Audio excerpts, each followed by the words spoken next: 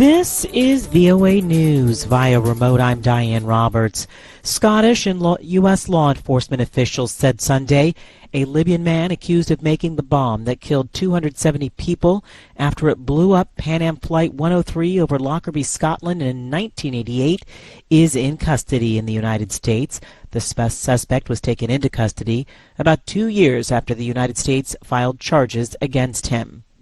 In an AP interview, Stephanie Bernstein, whose husband Michael was among the victims of Pan Am Flight 103, says she's grateful the bombing suspect is now in U.S. custody after all of this time. There have been a lot of ups and downs, a lot of times when we were told, it looks promising, only to find out that it wasn't. And so I was really skeptical that we would ever see this day come. Court documents described the Libyan as an expert bomb maker who joined Libya's external security organization intelligence service in the 1970s and took part in several operations outside Libya, reaching the rank of colonel. Pakistan's army says deadly shelling from Afghan forces has killed 6 people in a border town. The violence hitting southwestern Pakistan was the latest in a series of deadly incidents and attacks that have skyrocketed tensions with Afghanistan's Taliban rulers. The Pakistani Army's media wing said the shelling on Sunday wounded 17 people. They blamed the casualties on, quote, unprovoked and indiscriminate fire, end quote, by Afghan forces on civilians. This is VOA News. Ukrainian President Volodymyr Zelensky said he had a phone call Sunday with U.S. President Joe Biden and thanked him for the unprecedented help Washington has provided to Ukraine since Russian forces invaded in February. He was speaking about both defense and financial assistance, according to his official Telegram messaging app. He added they appreciate USA's help to restore Ukraine's energy system. Ukraine's power grid has been battered since October by successive Russian missile and drone strikes, at times cutting off electricity for millions of civilians in winter. The Biden administration is defending its decision to engage in a prisoner swap to secure the release of WNBA star Brittany Griner, but leaving another American behind in Russia. AP correspondent Jackie Quinn has more. The spokesman for the National Security Council, John Kirby, says Brittany Griner appears to be in good condition and will remain at a Texas military base for physical and emotional care. Kirby tells ABC's This Week with George Stephanopoulos they tried really hard to have American Paul Whelan on board that plane, too. They were treating Paul very separately, very distinctly, because of these sham espionage charges they levied against him. But Illinois Republican Congressman Adam Kinzinger says, if you make it clear that you're willing to take a deal no matter what, you're going to get a bad deal. And I think you have to negotiate from a position of strength. Roger Carstens, the special presidential envoy for hostage affairs, says there are still cards to play in securing Whelan's release. Jackie Quinn, Washington. China is expanding hospitals and ICUs to tackle a COVID surge. AP correspondent Mimi Montgomery has more. The mobilization effort comes as the country rolls back antivirus controls that confined millions of people to their homes, held back economic growth, and triggered public protests. As China winds down its zero-COVID strategy, it's not clear how much infection numbers have increased, but interviews and social media accounts say new outbreaks are affecting businesses and schools nationwide. While official case numbers are falling, those no longer cover large parts of the population after mandatory testing ended in many areas. I'm Mimi Montgomery.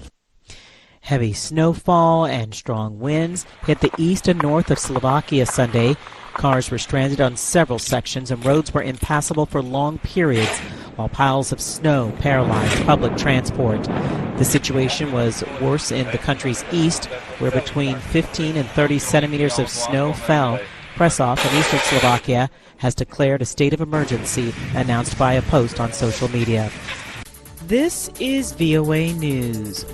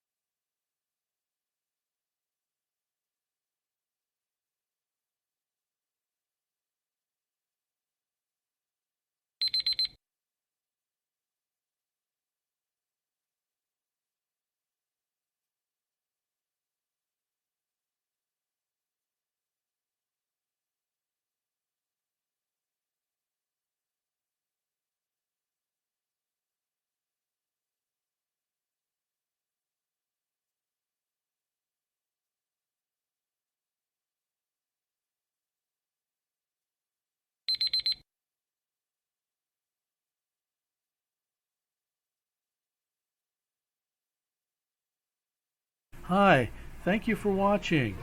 I hope the videos are useful for you. Please subscribe to my channel using the button below.